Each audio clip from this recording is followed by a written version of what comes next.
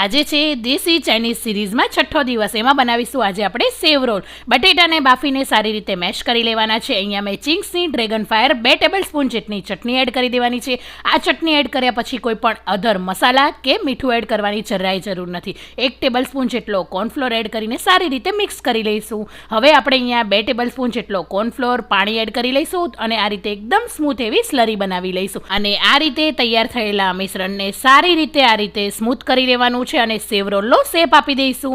હવે સેવ રોલનો શેપ આપેલી બધા જ સેવ રોલ અહીંયા મેં તૈયાર કરી લીધેલા છે. હવે આ રીતે કોર્નફ્લોરની સ્લરીમાં ડીપ કરી લેવાનું છે અને વર્મિસેલી સેવથી કોટિંગ કરી લેવાનું છે.